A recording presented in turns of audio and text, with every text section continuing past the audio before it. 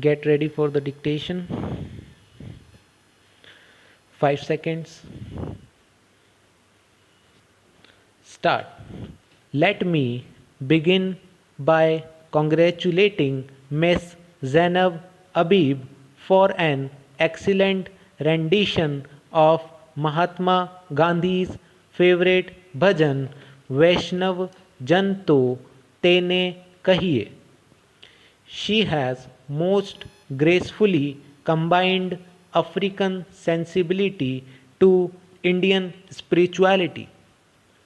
That this bhajan was sung in this venue, Madiba Hall, and that too in a year when we are celebrating the 150th birth anniversary of Mahatma Gandhi makes it even more special.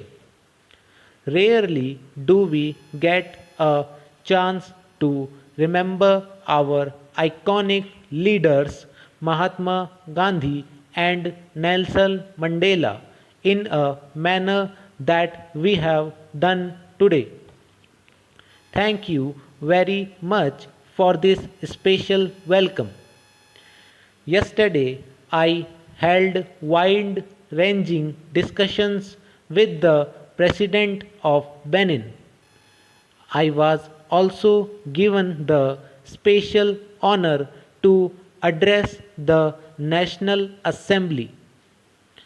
In my interactions, I was assured the fullest support to further strengthen India Benin ties.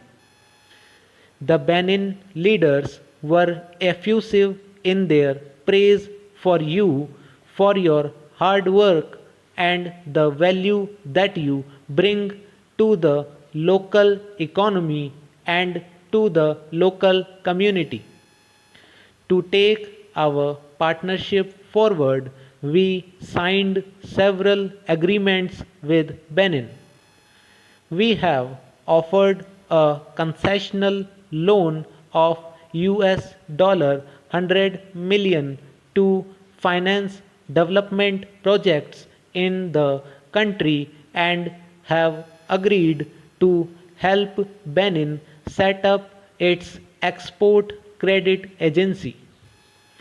We have also offered our tele-education program E-Vidya Bharti and telemedicine project E-Arogya Bharti to skill and train the youth in Benin.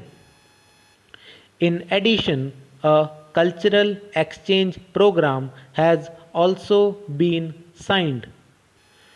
We seek your valuable support in making these initiatives a success. Ladies and gentlemen, our relations with the African continent are deep and varied. Many of you present here have lived in Benin, Niger, and in other African countries for generations. Today, in every African country, we have a thriving Indian community.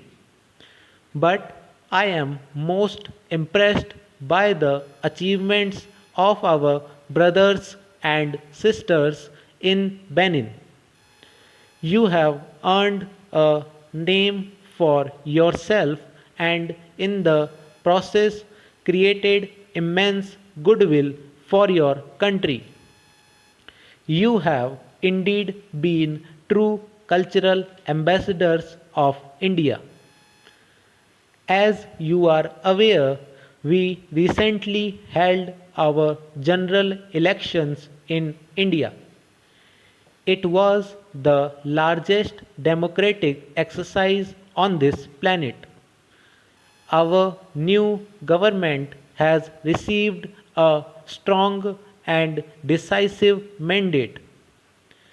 Its commitment to bring about transformative changes in the country from building next generation infrastructure to harnessing next generation technology, from empowering women and youth to doubling the income of farmers, remains absolute.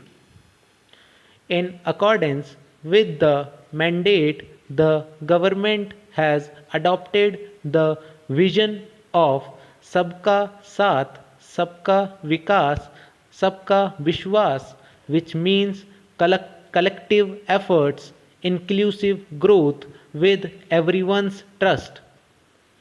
On this basis, we are moving forward to build a strong, prosperous, and inclusive India. We want to walk and run this journey not alone but with friends, families, and partners.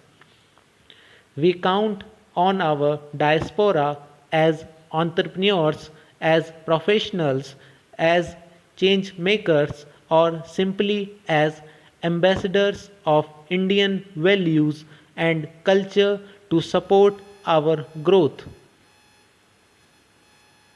Today, India has emerged as a key driver of global growth.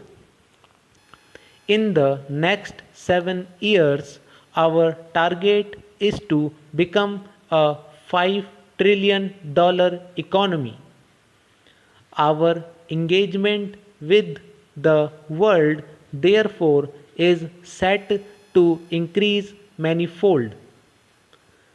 Our partnership with Africa will occupy a central place in this matrix. We have decided to open 18 new embassies in Africa, 7 of them in West Africa. In this context, consolidation of our ties with countries like Benin is very important. India is Benin's largest trading partner. Nearly 100 Indian or Indian owned companies are operating here. You can help us create new business and investment collaborations between Benin and India and support our growth and development.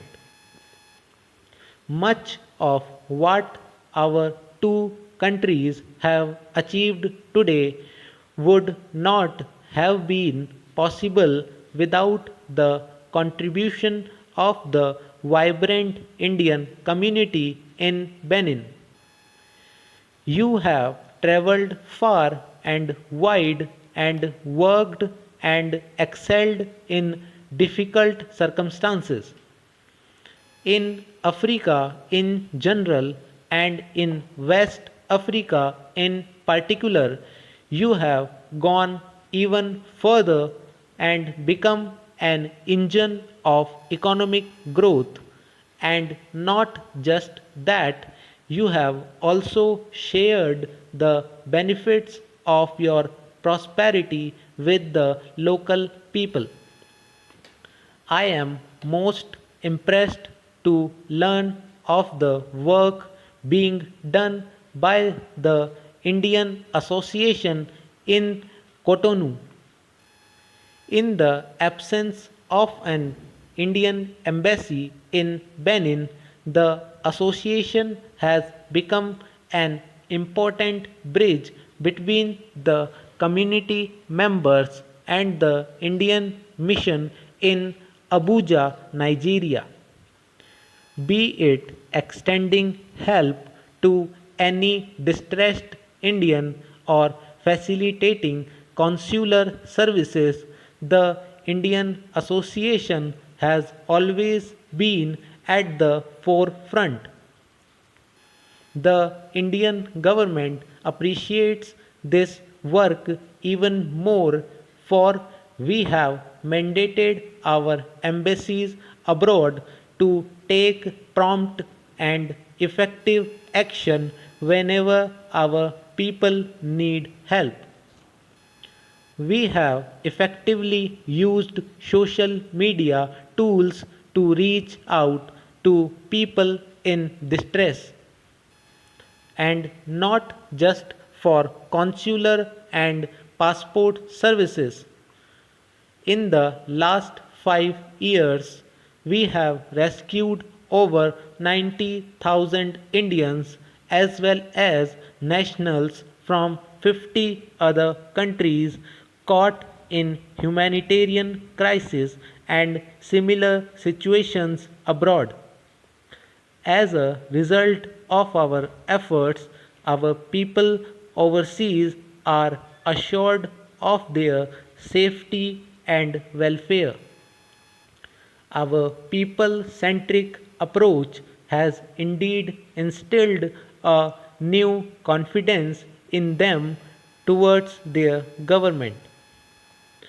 Benin, your adopted home, has made major progress as a democracy. This has allowed you to prosper and grow, to maintain your culture and traditions.